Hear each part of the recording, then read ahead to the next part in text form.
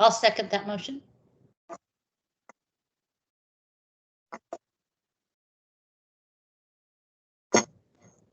And then Rosie, do you want to do an attendance or do you want to just give it a minute? I can start doing an attendance, and then if we see anybody else come through, we'll add them on as late. So I'll just go through the names. Ryan Fisher. Here. Jason Tamura. Here. Angel Lopez. Esther Acosta. Here. Georgina Duran Khan. Here. Jose Aguilera Galvan. Here. Robert Doyle. I saw Bob. I know he's here. John Childers Jr.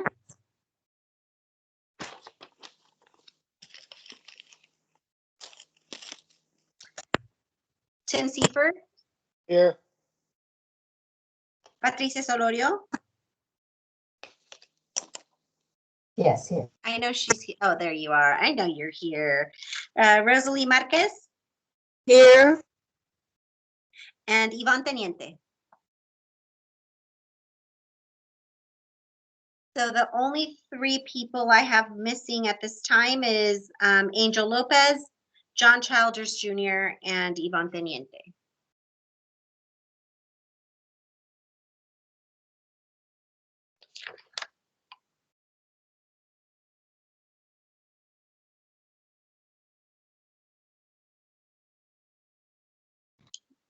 And did Georgina, did you second that motion to approve the minutes from last meeting? Yes, I did. Thank you.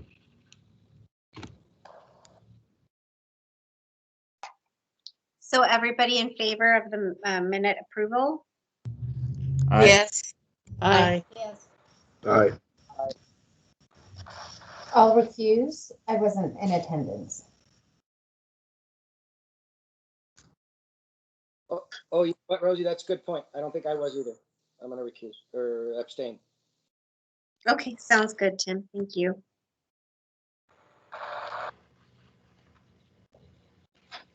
So at this time, do we have any in the meeting room for public comment? No, there is no one in the meeting room for public comment. Or do any committee members have any public comment? All right. In that case, I'll go ahead and pass it on over to Rosie for reports from staff. Thank you. Okay, so first we're going to touch base on the Block Grants Advisory Committee appointments and vacancies. We have not received any applications for the 3 vacancies that we have currently. I know that the city clerks was going to put together a press release, and also it was going to be posted on our city's website and do a little more marketing. But as of now, we still have 3 vacancies. I believe 2 of them are Councilmember Cordero's and one of them is Councilmember Waterfield's appointment. I did want to, and again, this is just a discussion, there's no action, but what is the committee's what is the committee's thoughts on potentially reducing the number of members from 15 to maybe either 13 or 11? Don't you have to keep it a multiple of 5 for the council and the mayor, Rosie? Well, I think that's just how it's always been, but before we brought it up to anyone else, I wanted to ask you if that is something that you think would work, being that we have in recent years have had an issue with getting up to 15 members. So that means that change the bylaws, because that bylaw says we have to have 3 per, I think 3 per council member. Correct. So I mean, obviously this would go to council, but I'm just putting it out there. The city clerk's office has had a difficult time finding people who are interested in serving on the committee. So that being said, That was just one suggestion was what about reducing the amount of people on the committee? I could see reducing it down to 10 members being helpful in that respect, but it'll put a bigger burden on the committee when it comes time to do site visits. Although, if we continue to do site visits via online meetings, that may not be that big of a deal. So that's thoughts on it. I agree. It would have to be a multiple of 5, so if it's not 15, it would have to be 10. Because you got to be fair to all of them, you got to give them 2 apiece or 3 apiece.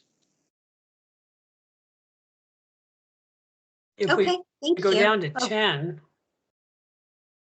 What do you think, if we Robert? go down to 10, won't you have the same problems on people not being able to come? It's still going to be the same way. right. Yeah, I mean, you're still gonna have 1 or 2 that may not show up or may not be able to make it. You know, It's I just And an then did you idea. want an odd number? Yes, so you would definitely want an odd number. So I would suggest, for example, if we went down to 10, I would suggest we go down to 11 because you definitely want that odd number. And so maybe the mayor has an extra appointment. So maybe the mayor gets 3 and everybody else gets 2. Because yeah, an odd, you usually on committees and councils, you want an odd number. I could see the mayor having an at-large 11th position, so that makes sense. So nothing set in stone. It was just literally something that came up today because we were getting updates and, you know, we've had vacancies for several months now and city clerk's office is just having a really hard time finding people. And then also they have to be vetted by the city council and, you know, city council sometimes wants certain people on the committee. Oh, that was my question. Is that, my understanding is that each city council member was responsible for recruiting folks to be appointed. Is that not the case? Or do we can we encourage folks to apply for the vacancies and then they get vetted through the members?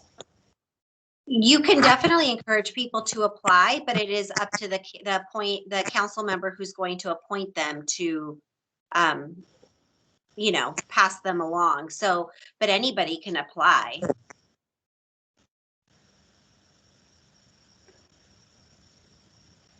Well, Rosie, Georgina, you have a hand up? Yeah, it was just to that point. I didn't know Etta Waterfield when I was appointed to the committee. That was I was recruited by Alice Patino. So I don't think it's necessarily the council member themselves that do the recruiting. It's just up to them once the application is made, I think.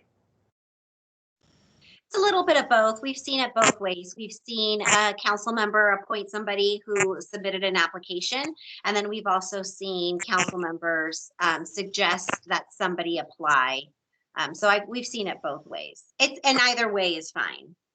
Tim, you have a question? No, actually, Rosie, I think it's legally they have to be open to everybody in this that's eligible.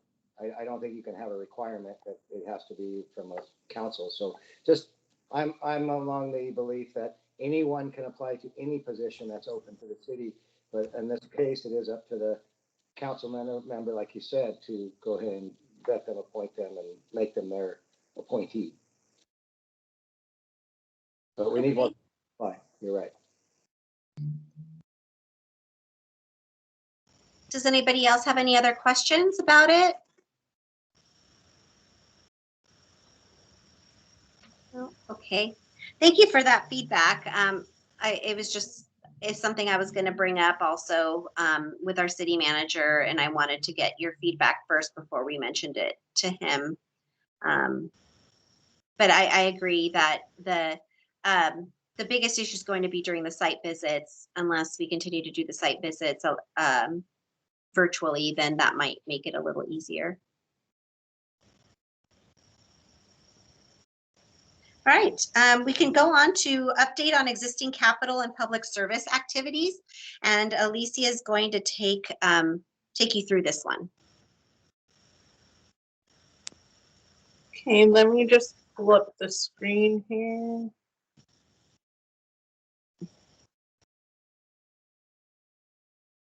Can everyone see the screen okay? Yes.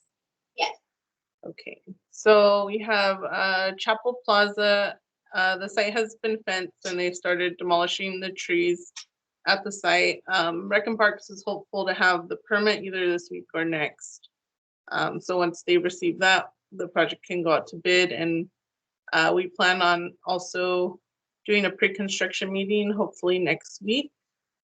Communify, I received a response from them. They've completed 19 assessments that need to be submitted to us for review and approval. There's also 10 that were previously approved that just need to be income qualified again. And also they have 4 scheduled assessments for the month of April. FSA, San Maria Valley Youth and Family Center, the facility rehab. So that was the electrical and then also the dumpster enclosure. That project is complete and we are waiting on the final invoices and reports. And I also have pictures that they sent over today. Let me bring that up.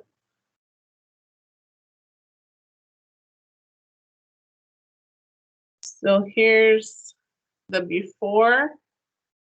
So they had a lot of trash all over the place and homeless hanging out in the dumpster enclosure area.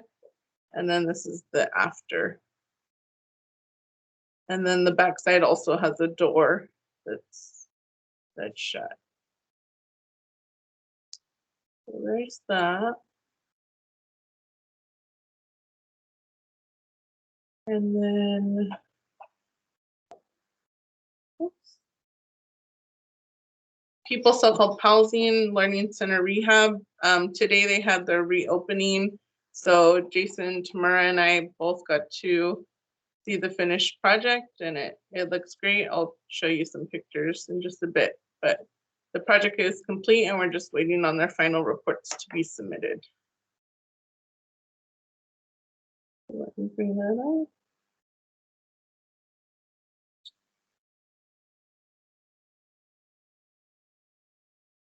up.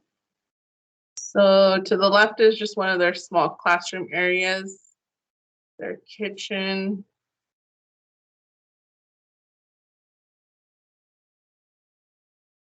A new playground area with artificial turf.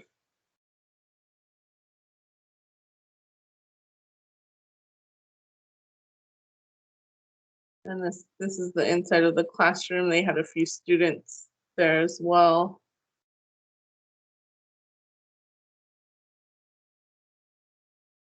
A new restroom area.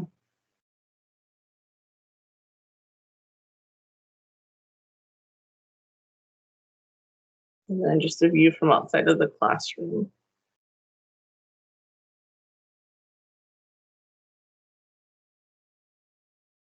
And then we also have CAPSLO. The agency has submitted 2 client intake forms for our approval since last month, and they hope to submit an invoice later this month. Russell Park and Sierra Madre cottages are both complete, so we have nothing to report. For our public service updates, SART has submitted an invoice, but we're working with the agency to clarify some of the documentation that they submitted. Also, the Salvation Army has submitted its first invoice. It has been revised and we're still waiting on them to upload it into Zoom Grants. So we're just waiting on the final submission. But for SART and Salvation Army, this is their first invoice. So, Georgina, did you have a question? Oh, you're on mute. Yeah, I was just going to comment that the self-help housing project looks really nice. Yes, it does. And that's all I have to report. Thank you, Alicia. And yeah, Alicia and Jason were able to attend today. Unfortunately, because of they were not able to accommodate everybody because they're trying to adhere to the public health order and COVID guidelines. So they did limit the CDBG representatives to 2. So Alicia went and represented our division, and Jason went and represented the committee. So thank you to both of them for attending.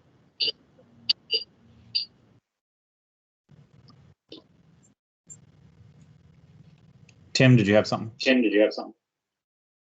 Yeah, thanks, Chair. Whoever the host is, you have the ability to move all computers.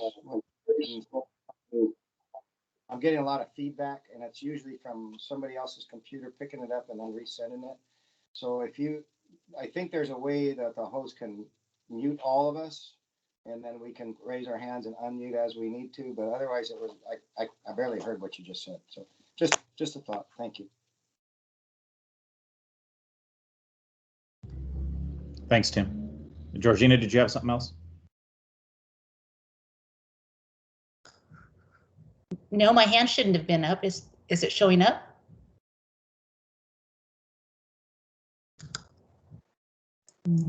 Shouldn't. You're good now. Okay.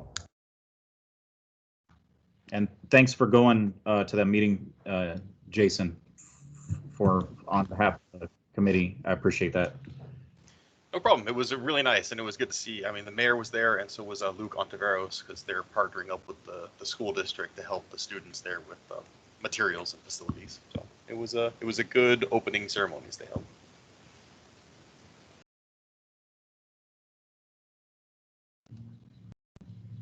Well, I appreciate it.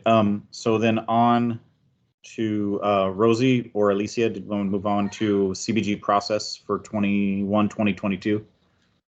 Sure.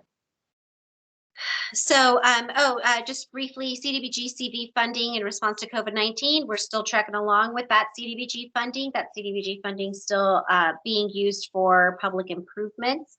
So far, it's been used for our finance department. It's pretty much done. We're just waiting on the furnishings, which is not being paid for by Cdbgcv, but there's just a delay in the manufacturing side of all the furnishings. So I believe that they hope to be open to the public by next month out of the new facility.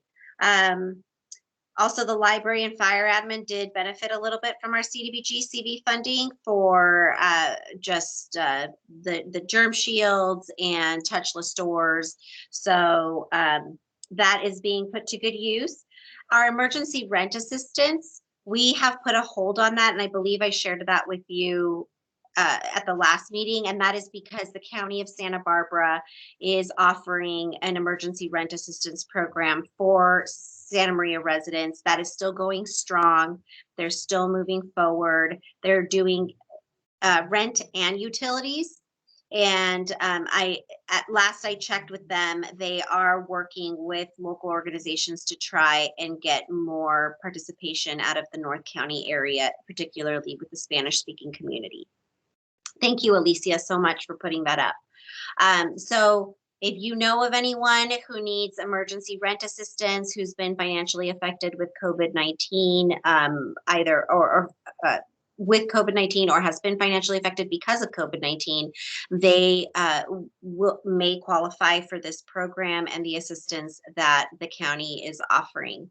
Now, one thing that we were told, so we were under the impression that landlords and tenants could apply for either the county's program or the state program, the Housing is Key program that they rolled out about a month ago. It turns out that the state has said that if a county has emergency rent assistance dollars, that money needs to be expended first before a tenant or a landlord in that county is able to apply for the state funding.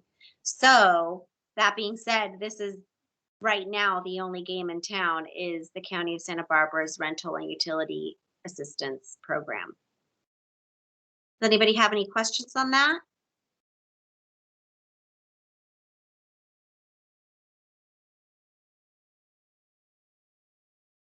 Okay. I also put the link in the chat. Thank you, Alicia. All right, we can move on to the next item on the agenda, which I believe is 21-22 funding. Okay, so I'm not sure who has had a chance to check out the results of last Tuesday's meeting. So I put together a little PowerPoint along with some information on the survey that recently went out. So let me see here. Let me share my screen first. I'm not as fancy as Alicia.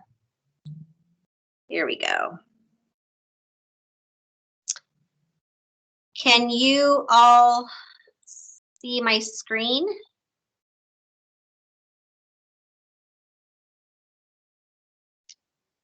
No, I don't see anything. You don't see my screen? It's a little small, Rosie. I don't know if you could just expand that. It's at full. Are you able to see? Are you able to see the spreadsheet, or not a spreadsheet, but it should say City of Santa Maria and then Public Services. Yes, No. it's Right. yes. But No, it's oh, I small. don't- Small. I could see it. It's large on my Uh, screen. Rosalie can't. I don't see anything from Rosalie. Okay.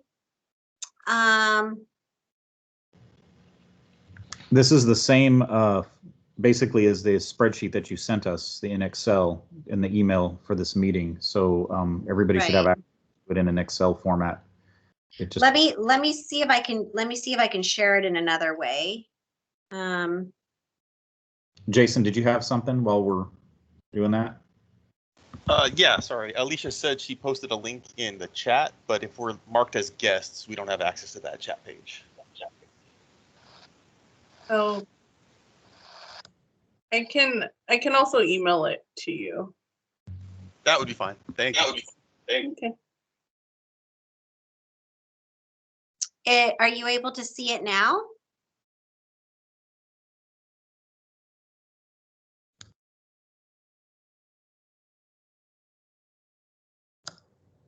I saw it before, but I don't see it now. Okay. Let's try this one more time. How about now? Yes. Yeah. Yes. Yes. Hooray, hooray. Okay, and I did it this way because I figured this way you would be able to see it in a better format than through the spreadsheet. So is anybody having trouble seeing it? Because I don't know how else I can zoom in anymore. It looks good. I think you can go on. Okay. It's perfect. Great. Okay, so under public services, as you can see, the committee, the city council did not change anything.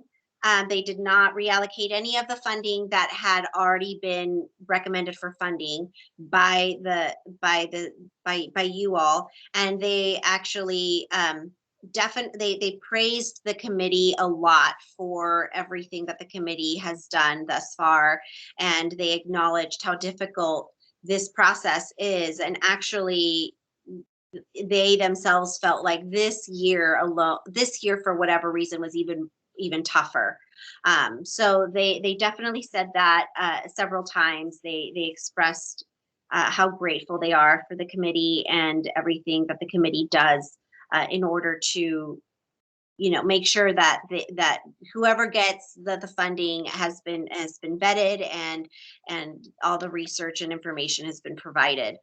So ultimately, the $37,500 was split up in the following ways, and you can see on your screen, you'll see the highlighted sections. Mayor Patino gave her $7,500 to Fighting Back, which gives Fighting Back $22,500. And then council members Waterfield and Cordero put their $7,500 together and funded ComUnify. And then council members Soto and Escobedo put their funding together and funded Independent Living Resource Center. Does anybody have any questions about that? Rosie, what's the procedure when we're giving an agency more than they're asking for, and yet we have like Good Sam is just about $2,500, which is what extra we're giving Fighting Back. They're $2,500 shy of getting what they had requested. Is Right. that something that can be reconciled later? Or is that basically this is where it's found? This is final. We don't have anything in writing or anything anywhere that says that they can't receive more than what they've asked. All we have is that our guidelines state that no one agency can receive more than 10%. All right, and then I'll go ahead and recognize Tim. I see you have your hand up. Oh, thank you, Chair. I just can't remember. I've got Independent Living Resource Center mixed up with a couple. Which agency are they? What do they provide?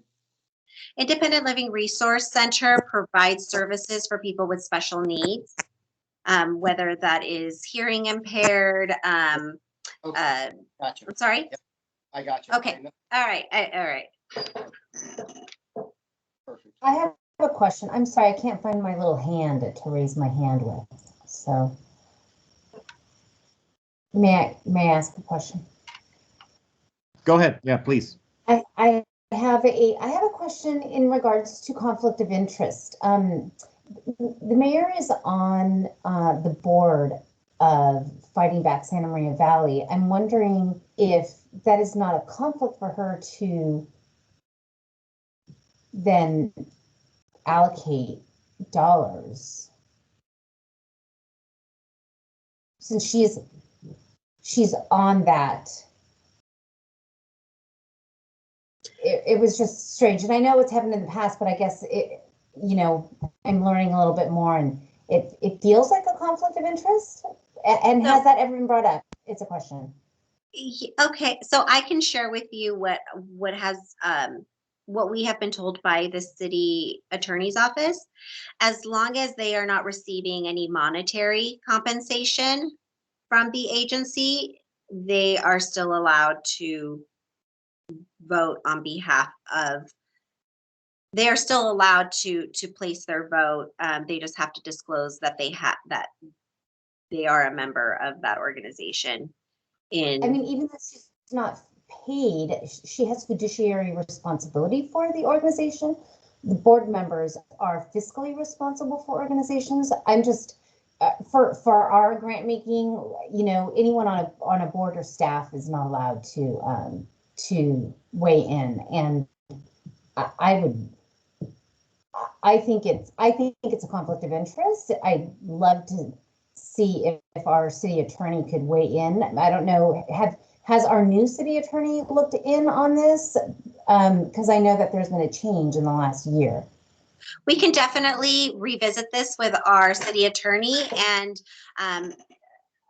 that's not a bad idea, just to at least have a fresh set of eyes. So we can definitely bring this up, and I will hope to have an update for you at the next meeting. Great, thank you. Thanks, Rosie. Yeah. Okay. So if there are no other questions, I can move forward, if that's okay. Real quick. Sure. So I saw on the spreadsheet the rankings. The rankings here, though, that where it says survey ranking, that is the actual ranking of our initial survey, or has this been reordered? No, it's the actual ranking of the initial survey. We kept it because we wanted the city council to see how the committee initially ranked all of these agencies.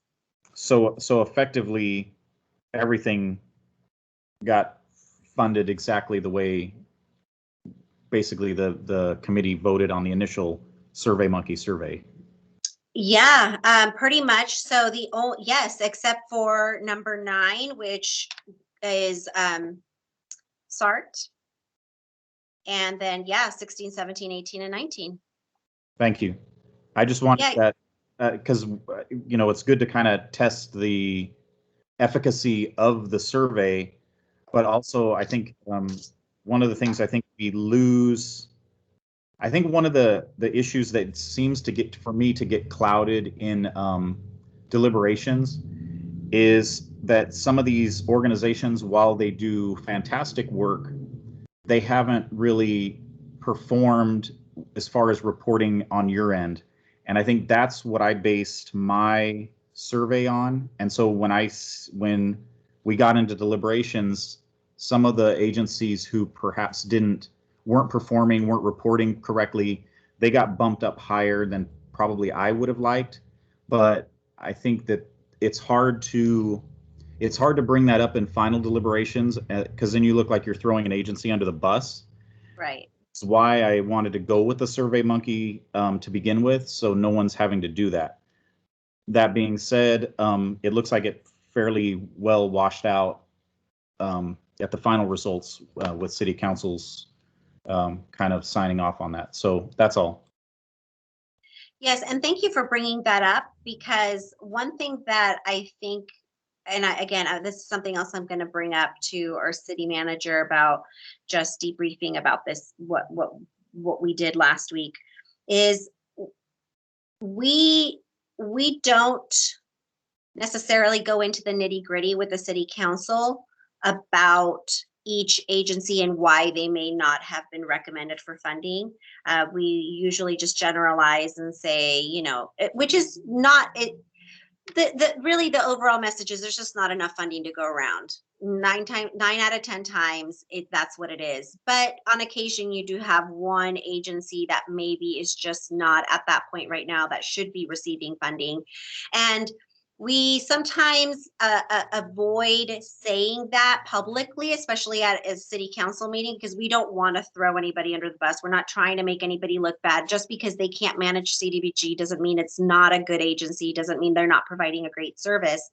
And so we definitely try to protect all of our agencies. But I think that moving forward, I do feel that is something that we need to figure out how to share with the city council, and maybe in the form of an attachment included in their council report. We can do that. So I need to discuss that further with our city manager, but I do feel that is necessary information.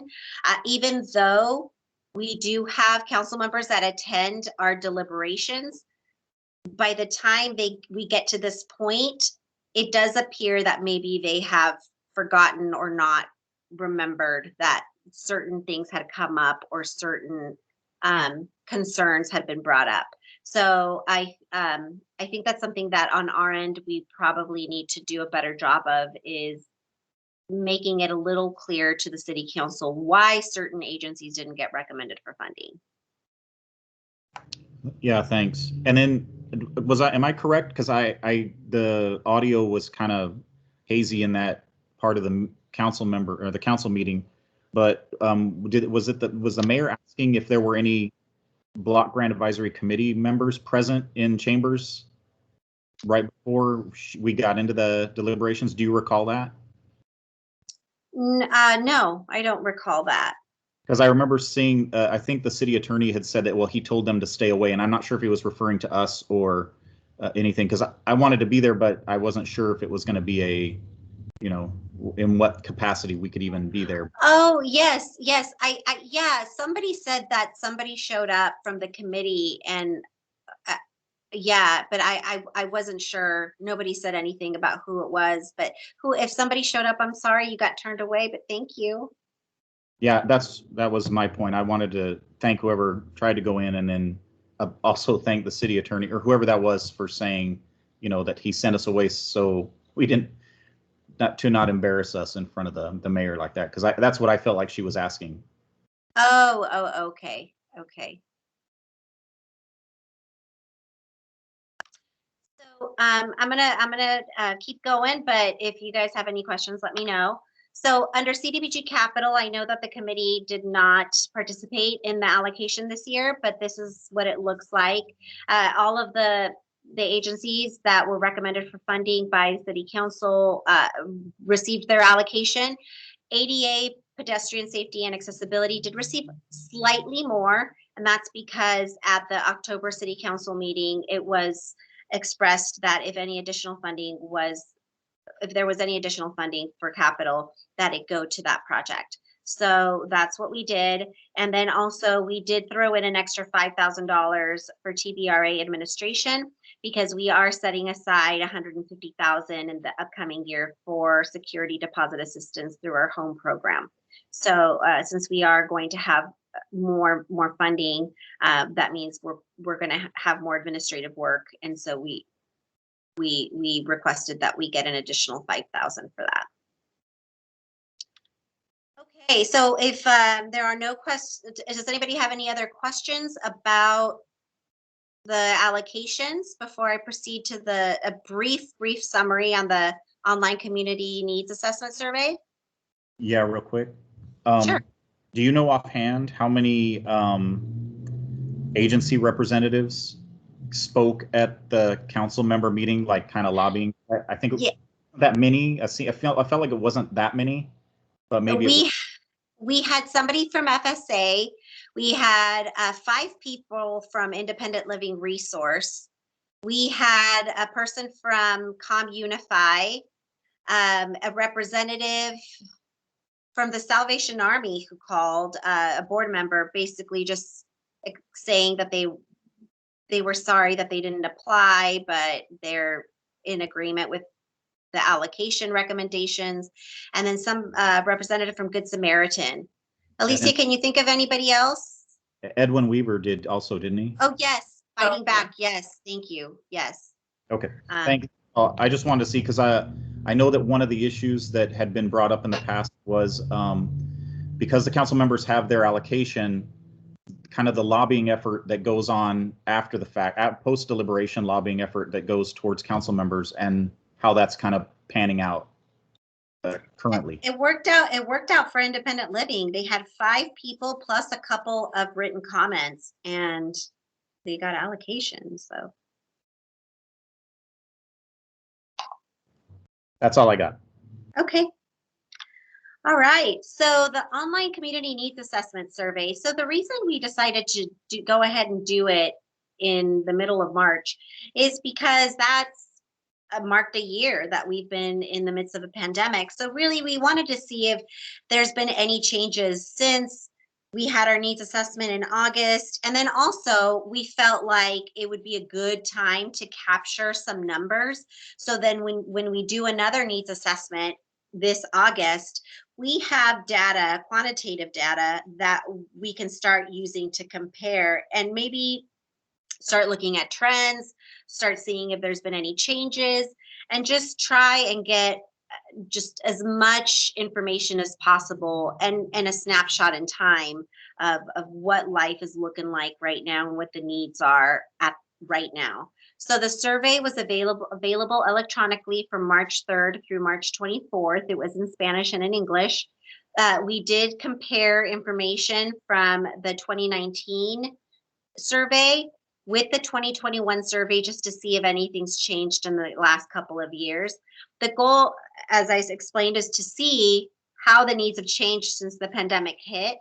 And then the survey was shared with hundreds of contacts. And we also sent out a press release and we sent it to all of our social media outlets. We received 134 responses, which in all reality, if you think about it, is still really low considering we have a population of 107,000, but it's still better than the amount we received 2 years ago.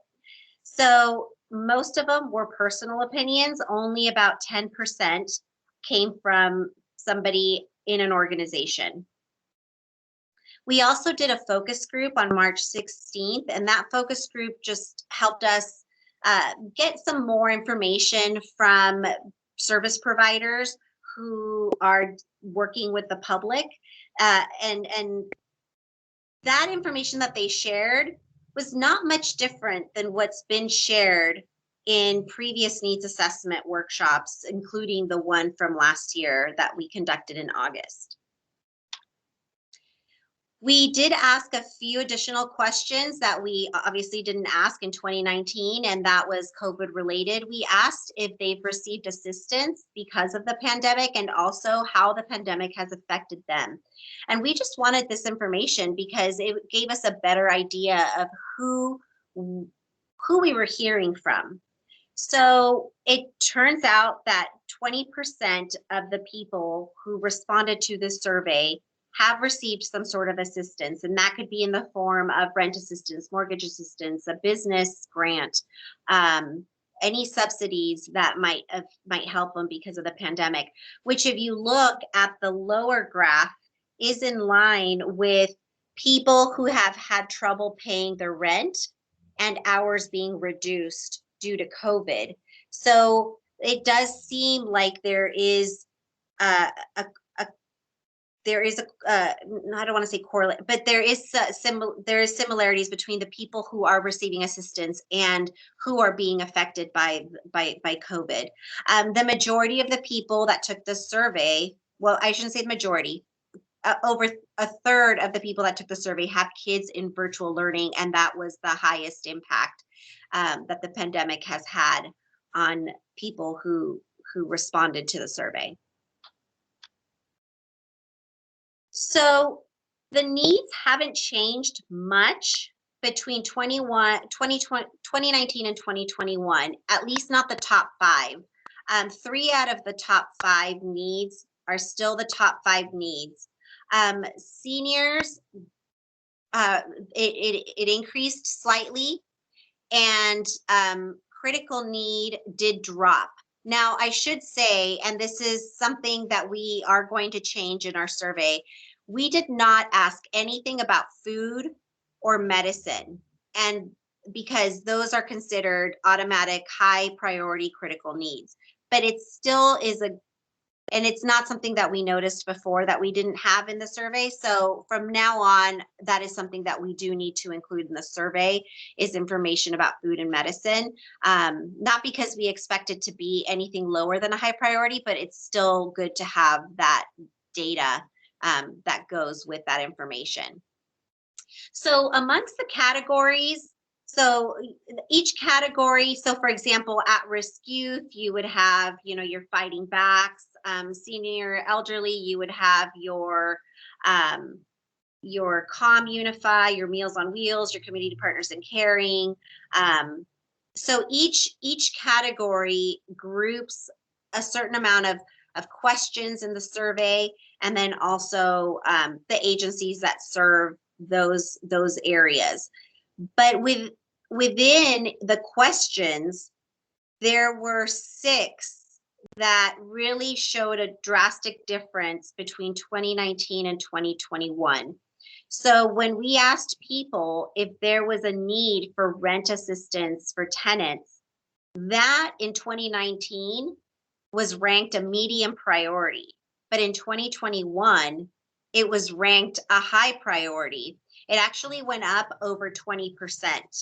Now, I think we can probably assess that that's partly due to the high number of people who have been experiencing issues paying their rent and their mortgage this last year. So that's something that did come up. Now, there were 5 areas and questions that in 2019 received a high priority and now have received a medium priority, which is odd considering that some of these sections have actually seen an uptick in the amount of people needing services. For example, security deposit assistance. We've only gave out, I believe, we only helped 80 households in 2019 as opposed to 97 in 2020. So we have seen an increase in the amount of security deposit assistance that people are needing. But the survey shows it as a medium priority now. Legal services, that's another one. And again, I'm not sure if this is because maybe the question wasn't worded properly, or maybe people assumed that legal services were something, maybe frivolous, but legal services have gone down in priority, even though when speaking to Legal Aid Foundation, they've seen an increase in the amount of need in legal services, especially when it comes to domestic violence. They have seen a huge increase in domestic violence, in the need for legal assistance for domestic violence, especially when it comes to restraining orders. So that's another interesting thing, that the survey also showed that there was a drop in priority for substance abuse facilities and services, even though studies have shown that domestic violence does sometimes, it's exacerbated by substance abuse. So anyway, there's a lot of interpretation here, but looking at some of the data that we already have, it doesn't necessarily support some of these results of the survey. But again, that's why we're doing it now, and then we're going to go ahead and do it again in August, and that will provide us with, I think, a more robust information and allow us to make better assessments as to what the needs are in our community. So that is it as far as the slideshow. I can definitely go into more detail about anything you have, any questions you have related to the survey, but that is just a quick glance at the results. Any questions?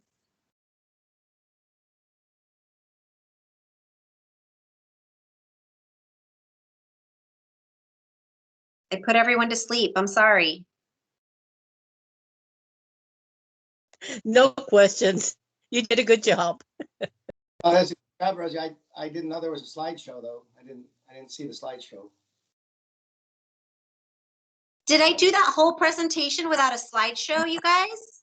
Yes, we Oh, just what saw is- you.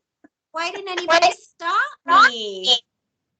I don't think we realized you had slides, and that we thought you were just giving us a report on it. So Oh my goodness. Well, good thing I wasn't like picking my nose or doing something horrible while I was thinking you guys were able to see my slideshow. Great job, Rosie. Thank you. I think we Now got. I'm got- bummed. I had fancy slides. Sorry. You can send them to us, right? Oh yes, I can totally send them to you. I'm so sorry, guys. Next time just stop. I should have stopped halfway through and asked you. Like I said, I don't think any of us even realized that we're presenting slides, so that you had slides to show us. So Okay. I don't know what I did wrong here. All right. Well, that's it. That's it for me. I'm sorry you guys had to like sit there for watch my face for 20 minutes. it's not a problem. So should we go? Are we going to go overview of key dates? Oh yes, key dates. May 4th is our next city council meeting, and that's when all of the recommended allocations are going to go for final review. And that's also May 3rd, actually, our public comment closes on our action plan. So our action plan, our drafted action plan with all of the committee's recommendations, as well as council's recommendations, are posted on our city's website, and that is open to the public. Anybody can respond on the action plan, and then all of that feedback gets submitted with the final plan to HUD, and it gets approved on May 4th. And that is I have a comment. oh yes. I have a quick comment. I just, you can correct me if I'm wrong, but I was watching the city council meeting and I had issue with the language that they used around capital projects being recommended are approved as recommended by CDBG, because we didn't actually recommend anything. So as it goes to the final vote at the next city council, maybe just an adjustment on that language. Yes, thank you. So that, I believe, was just verbiage that they mentioned, because we, in our staff report, made sure to say that the committee had decided it was not going to make recommendations, and so the recommendations were coming from staff. But I think when a council member spoke and said, I make a motion, I think it was just, they just misspoke. But I will make sure that that gets passed on. Thank you. Georgina, you have a comment?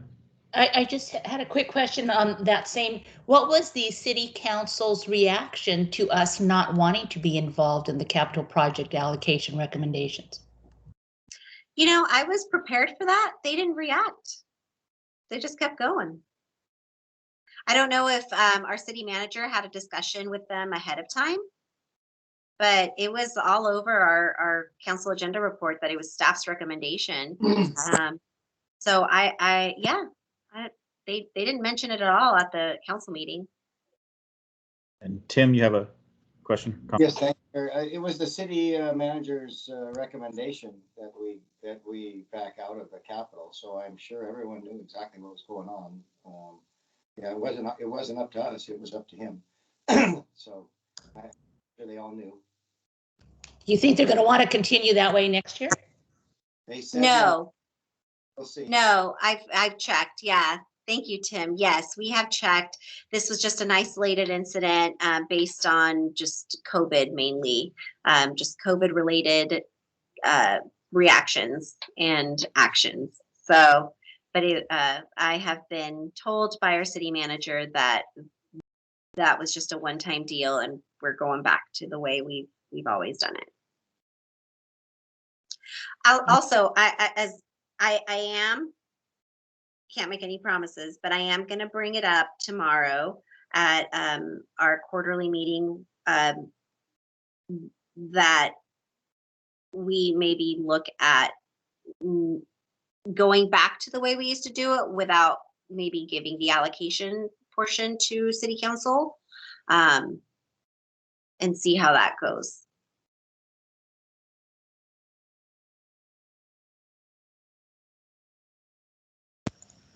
I know that that's something that's been brought up before by the committee members, so I will pass that on as well.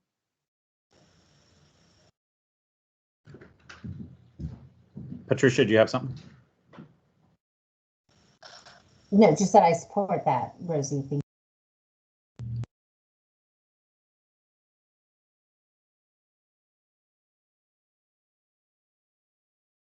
So I hope to have updates for you next month, and I will email you the PowerPoint, so at least you guys have some graphics that back up some of that data. I apologize again for not, I don't know what I did wrong. I'll have to ask Alicia, who's the Teams guru over here. She's really good at it.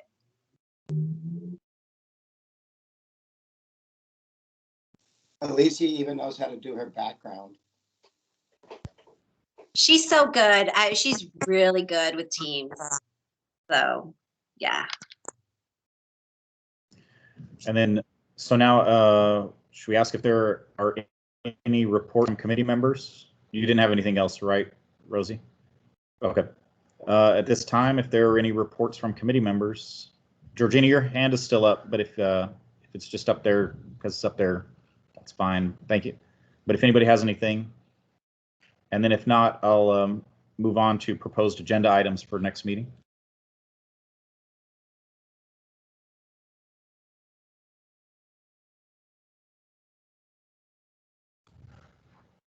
And I don't have anything. Is there anything coming up, Rosie, that we need to get on the next Yes, so we have a review and revision of application questions. So we thought it would be a good time, even though it's only going to be May, to start looking at the next year's application process and look at any questions we might want revised, fixed, removed, added.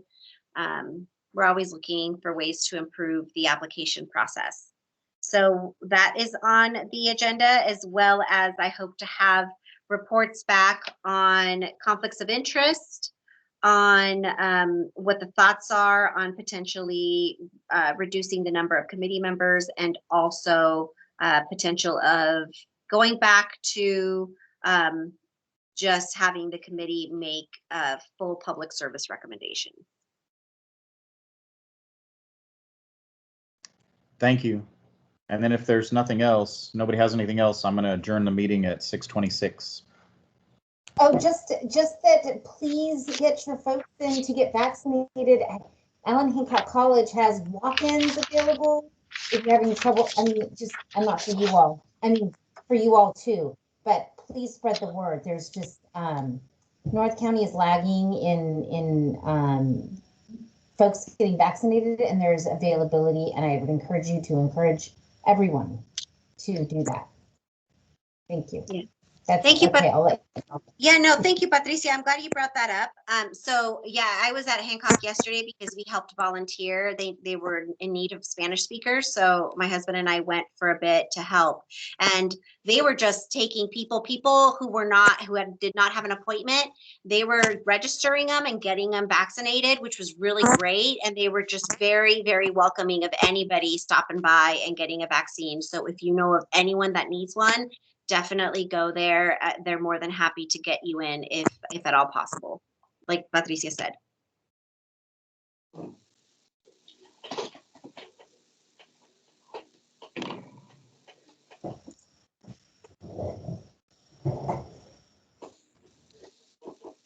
right, that's it. So adjourn the meeting. Thank you. Thank you, everybody. Thanks, everyone. Have a good rest of Bye. the month. Thank you. Bye. Bye-bye.